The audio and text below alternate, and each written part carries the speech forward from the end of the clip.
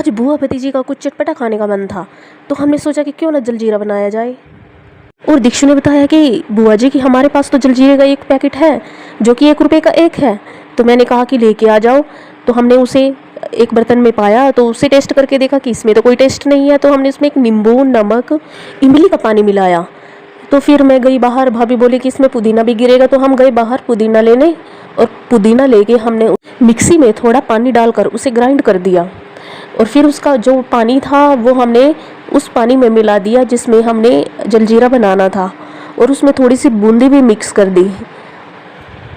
और हमने सोचा कि हम पहले किसी को देने से पहले तो हम खुद ही टेस्ट कर लेते हैं इसको। तो फिर पहले तो मैंने थोड़ा सा टेस्ट किया, फिर दीक्षु ने भी इसको टेस्ट कर लिया और बोला कि बुआ जी ये तो बहुत टेस्टी बना हुआ है। मैंने कहा चलो सबको सर्व करते हैं। तो हमने सबके गिलास लिए और सबको दिए। सबसे पहले हमने भाभी को दिया, और भाभी बोली कि ये तो बहुत टेस्टी बना है, बस इसमें एक चीज़ की कमी है। मैंने कहा वो क्या? हमने तो सब कुछ डाला इसमें। तो भाभी ने कहा कि मुझे तो बहुत चिल्ड चिल्ड सा पसंद है। तो फिर भाभी ने उसमें बर्फ़ ली और बर्फ़ डाल के फिर इंजॉय किया उसे। और तब तक दीक्षु ने मम्मी को भी दे दिया। उनका रिएक्शन तो मैं ले ही नहीं सकी क्योंकि उन्होंने पहले ही ख़त्म कर दिया था। तो इतने में ही मेरे भाई छोले भटूरे और कोल्ड ड्रिंक लेके आ गया। तो हमने तो कहा अरे आज तो पार्टी ही हो गई, आज तो मज़ा ही आ गया। तो इसी बीच में दीक्षु भी नहा के आ गई थी। तो हमारी मट्टो रानी है जो उनके बाल खींच रही थी। भाभी ने सबको सर्व किए और फिर हम सब ने मज़े से खाए साथ में बैठकर। और हमारी गुड़िया रानी जो है हमें देखकर बहुत खुश हो रही थी। बीच बीच में उसका भी एंटरटेन हो रहा था। तो अब हो गई थी शाम और भाभी जा चुकी थी अपने मायके, और मेरा नंबर लग गया था किचन में। तो मैंने सोचा क्या बनाऊं, तो फ्रिज में देखा कि घिया पड़ी हुई है। तो मैंने घिया की सब्जी दाल डालकर बना दी। और इतने में ही कहने लगी दीक्षु कि बुआ जी हम पार्क में जाएंगे, चलो ना, मुझे जाना है। मैंने कहा कि चलेंगे, पहले मैं आटा भी लगा दूँ। तो मैंने फटाफट आटा भी लगाया और फिर हम पार्क के लिए रेडी हुए। तो जैसे ही हम बाहर निकले पार्क में जाने के लिए, तो दीक्षु बोली कि मैं आपको स्टंट करके दिखाती हूँ अपने स्कूटर पे। मैंने कहा कि दिखाओ। तो ये मैडम अपने स्टंट दिखाने लगी।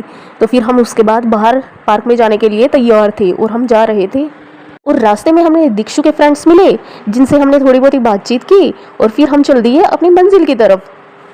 जैसे ही हम पार्क में पहुँचे तो वहाँ का नज़ारा कुछ और ही था, क्योंकि इतने सारे बच्चे और बड़े घूमने के लिए आए हुए थे। और एक तरफ टोली ऐसी थी कि वहाँ लेडीज गीत गा रही थी।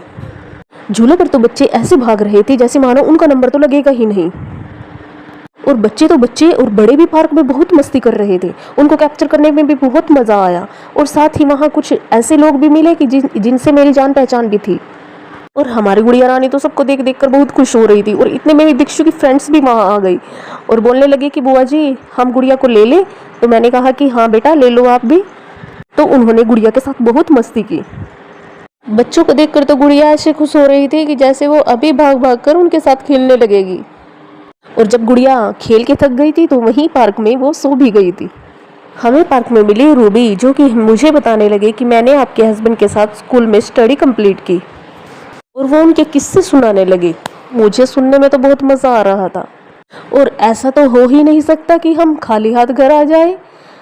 तो देखिए हमने क्या क्या लिया और खाया। और उसके बाद हमने खाना खाने के बाद मैडम जी बोली कि हमें तो मैगी खानी है। मैंने कहा कि बना लो। तो अगर आप इस चैनल पे नए हो तो इस चैनल को सब्सक्राइब करें, लाइक शेयर और कमेंट करना ना भूलिएगा। मिलेंगे आपसे नेक्स्ट व्लॉग में।